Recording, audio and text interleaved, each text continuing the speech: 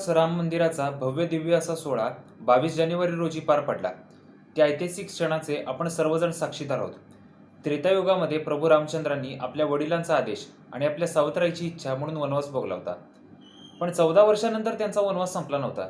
त्यांचा वनवास खरा कधी संपला, जेव्हा त्यांनी रावणाचा वध केला, बिभीषणाचा राज्याभिषेक करून ते पुन्हा अयोध्येला आले आणि आपलं रामराज्य स्थापन केलं. त्यानंतर खऱ्या अर्थानं त्यांचा वनवास संपला होता. परंतु कलियुगामध्ये पुन्हा त्यांना वनवासाला जावं लागलं. बाबर नावाच्या एका परक्या आक्रमक आणि क्रूर कर्म्यानं त्यांना वनवासाला धाडलं. यावेळी आपण सर्व हिंदूंनी जवळपास 496 वर्ष न्यायालयीन रक्तरंजित असा संघर्ष करून आपल्या प्रभू रामचंद्रांना बाबराच्या वनवासातून मुक्त केलं. त्यांना अयोध्येमध्ये पुन्हा विराजमान केलेलं होतं. त्याचप्रमाणे एक ऐतिहासिक घटना यावर्षी घडलेली, म्हणजे तिला 100 वर्ष पूर्ण झालेली आहेत. 6 जानेवारी 1924 रोजी स्वातंत्र्यवीर सावरकरांची येरवडा कारागृहातून मुक्तता झाली. त्यांना रत्नागिरीमध्ये स्थानबद्ध केलं. पहिली 5 वर्ष राजकारणामध्ये भाग घ्यायचा नाही आणि जिल्हाधिकाऱ्यांच्या अनुमतीशिवाय जिल्ह्याच्या बाहेर जायचं नाही, या 2 अटींवर त्यांची सशर्त मुक्तता झालेली होती. अनेकदा म्हटलं जातं की सावरकर हे माफी मागून सुटलेले होते. टक्कलकोट निरंजन यांच्या शब्दात सांगायचं झालं तर दयेची भीक मागून सुटले. सावरकरांनी आपल्या अर्जामध्ये काय लिहिलेलं होतं हे अगदी मसाला मारून सांगितलं जातं. जे त्यांनी लिहिलेलं नाही ते सुद्धा सांगितलं जातं. परंतु सावरकरांनी सुटकेसाठी अर्ज केले होते ही वस्तुस्थिती आहे आणि ती त्यांनी माझी जन्मठेप आणि अंदमानच्या अंधेरीतून या आपल्या आत्मचरित्रामध्ये कुठंच लपवून ठेवलेली नाहीये. आणखी एक आक्षेप घेतला जातो की सावरकरांनी आपल्या आत्मचरित्रामध्ये एक सुद्धा अर्ज दिलेला नाहीये. पण त्यांचे अर्ज आता मराठीमध्ये उपलब्ध आहेत, आपण ते वाचू शकता. त्यांचे सगळे अर्ज मी वाचलेले आहेत. त्यात आक्षेपार्ह किंवा निंदाजनक म्हणावं असं सावरकरांनी काही लिहिलेलं नाहीये. पण मला प्रश्न पडला की ब्रिटिशांनी सावरकरांच्या अर्जाची दखल घ्यायचं कारण काय? ब्रिटिश हे नेहमीच मवाळ नेमस्त यांच्या अर्ज विनंत्यांना कचऱ्याची पेटी दाखवत होते. तिथं सावरकरांसारख्या एका जहाल क्रांतिकारकाच्या अर्जाची ब्रिटिशांनी दखल घ्यायचं काय कारण? त्यांना काय आवश्यकता होती? शेवटी ते ब्रिटिश होते, अफजल खान किंवा मोगल नव्हते, जे शत्रूच्या पत्रावर विश्वास ठेवून बेसावध राहतील. शत्रूवर कधीही विश्वास ठेवायचा नाही हे ब्रिटिशांचं धोरण होतं आणि त्यामुळे ते सगळ्या जगावर राज्य करू शकले. नमस्कार, मी मीर कुलकर्णी. स्वागत आहे आपणा सर्वांचं माझ्या यूट्यूब चॅनलवर. तुम्ही पाहता इतिहासाची सुवर्ण पाने. स्वातंत्र्यवीर सावरकरांच्या मुक्ततेचा आणि त्यांनी केलेल्या सुटकेच्या अर्जाचा दुरान्वयी संबंध नाही आहे. सावरकरांनी सुटकेसाठी जे अर्ज केले होते ते जवळपास 10 वेळा केलेले होते. 10 ही त्यांच्या अर्जांची अधिकृत आकडेवारी आहे. त्यांच्या अर्जांची आकडेवारी नेहमी वर खाली होत असते, पण आपण 10 ही आकडेवारी धरून चालूया. 4 जून 1919 रोजी गणेश दामोदर सावरकर आणि विनायक दामोदर सावरकर या दोन्ही बंधूंना शिक्षेमध्ये सूट मिळू नये असं मुंबई सरकारनं पोर्ट ब्लेअरच्या अधीक्षकांना पत्र लिहून कळवलेलं होतं. सार्वजनिक शिक्षा माफीचा कोणताही लाभ सावरकर बंधूंना मिळू नये असं पत्र क्रमांक 1413 8 डिसेंबर 1919 पत्रामध्ये लिहिलं होतं. त्याला 18 डिसेंबर 1919 पत्र क्रमांक 1439 आणि 30 डिसेंबर 1919 पत्राने सहमती दर्शवलेली होती. मुंबई सरकारच्या गृह खात्याचं पत्र क्रमांक 1106/36 29 फेब्रुवारी 1921 पत्रामध्ये म्हटलेलं आहे की सावरकर बंधूंना भारतामध्ये पाठवण्यात येऊ नये असं गव्हर्नर काउन्सिलचं मत आहे, कारण तसे केल्यास त्यांच्या मुक्ततेच्या चळवळीसाठी बळ मिळेल. एकंदरीत 1921 पर्यंत सावरकर बंधूंच्या कोणत्याही अर्जावर कारवाई करायची नाही असं ब्रिटिश सरकारनं ठरवलेलं होतं आणि त्याला तशी सहमती दिली होती आणि सावरकर बंधूंना ते कळवण्यात सुद्धा आलेलं होतं. अशी परिस्थिती असताना तुरुंगातून तुलनेनं सुसह्य अशा स्थानबद्धतेमध्ये सावरकरांची रवानगी कशी काय झाली, यामागं ज्या घटना घडल्या त्या आपल्याला कधीही सांगितल्या जात नाहीत, किंबहुना कोणाला त्या सांगायच्या किंवा कळू द्यायच्या नसतातच. अशावेळी आम्हाला पुढाकार घेऊन त्या सगळ्या घटना सांगाव्या लागतात.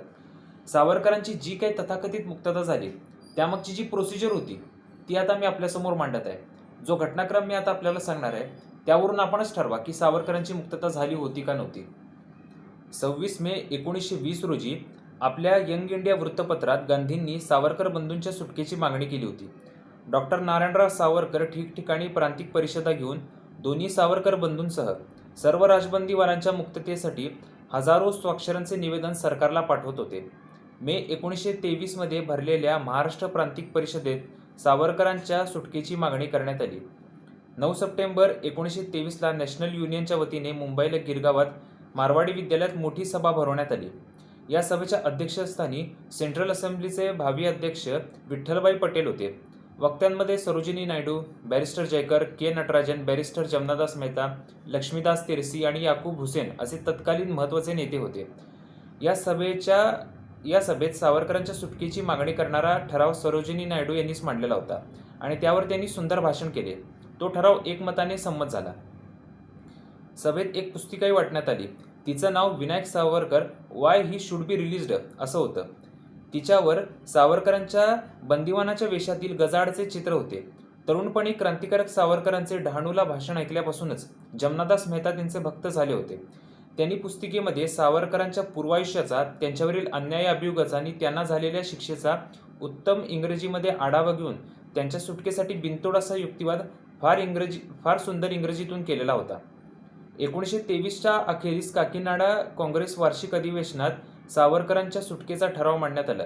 याचा अर्थ काँग्रेससुद्धा सावरकरांच्या सुटकेसाठी प्रयत्न करत होती. या लोकमताच्या दडपणामुळे आणि नवीन मॉन्टेग्यू चेम्सफोर्ड सुधारणांना अनुकूल वातावरण राहावे म्हणून मुख्य म्हणजे गव्हर्नर जॉर्ज लॉयड यांनी सावरकरांच्या सुटकेसंबंधी विचारविनिमय सुरू केला होता. अंदमानात अधीक्षक असलेले मेजर मरे यावेळी पुन्हा येरवड्याला अधीक्षक म्हणून आले होते. 23 सप्टेंबर 1923ला अलेक्झांडर मॉन्टेगोमेरी यांनी येरवडा तुरुंगाचे अधीक्षक मरे यांच्याकडे सावरकरांसंबंधी विचारणा केली. त्यांच्या सुटकेने सरकारला धोका आहे का तेही त्यांना कळवण्यास सांगितले होते.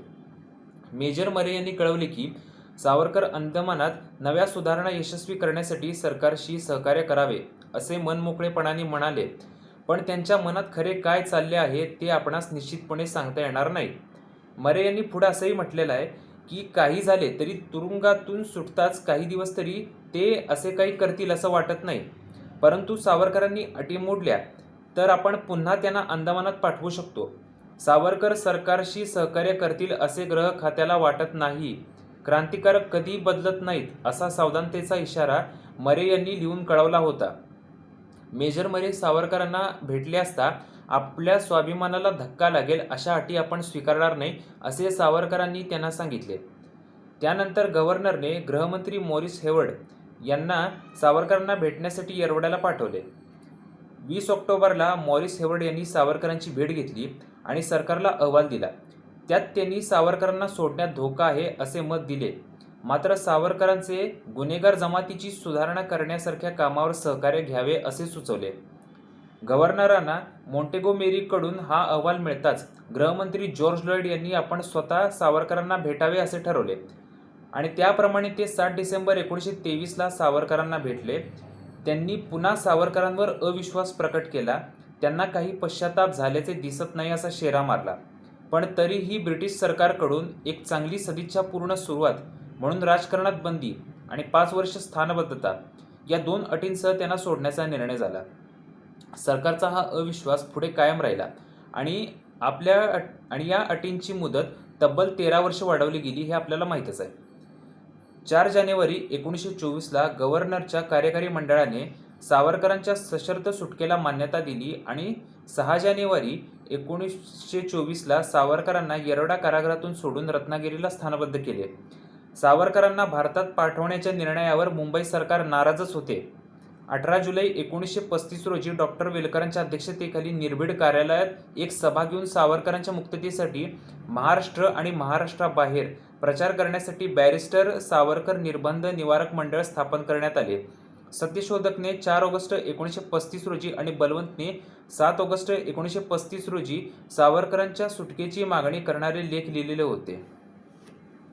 अंदमानात येणारा बंदिवान हा शिक्षेचा सगळा कालावधी तुरुंगात काढत नव्हता. त्याला 4 ते 5 वर्षानंतर तुरुंगाच्या बाहेर काढलं जायचं. अंदमानच्या वसाहतीमध्येच तो घर घेऊन राहायचा. तिथेच त्याला लग्न करायची किंवा आपल्या कुटुंबासोबत राहण्याची अनुमती मिळायची. ही सवलत सावरकर बंधूंना नाकारली होती.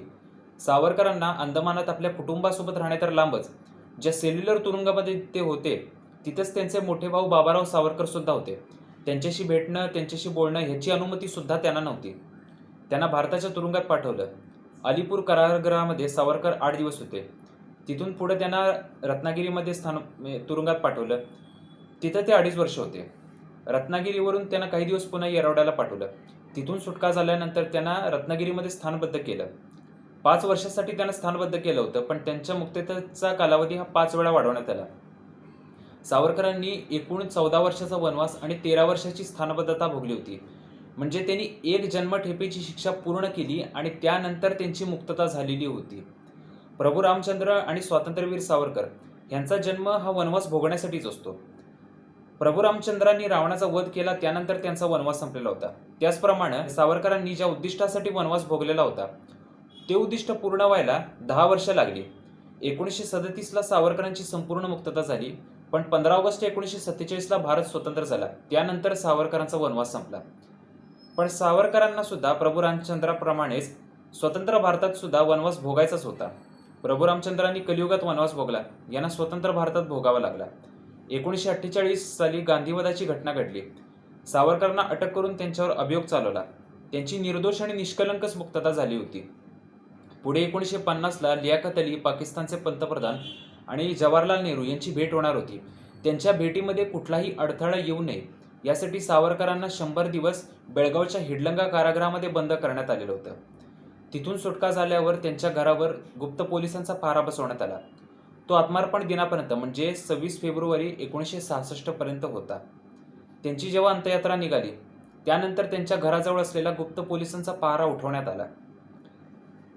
प्रभू रामचंद्रांनी जसा कलियुगात वनवास भोगला आणि आपण खडतर आणि अविरत असा संघर्ष करून त्यांना बाबराच्या वनवासातून मुक्त केलं, पुन्हा अयोध्येमध्ये त्यांना विराजमान केलं. ब्रिटिशांच्या तुरुंगात म्हणजे गोऱ्या ब्रिटिशांच्या तुरुंगात जेव्हा सावरकर होते तेव्हा त्यांनी हातबेडी, खोडाबेडी, दंडाबेडी, उभी बेडी, आडवी बेडी, अन्नबंदी, एकांतवास अशा शिक्षा भोगलेल्या होत्या.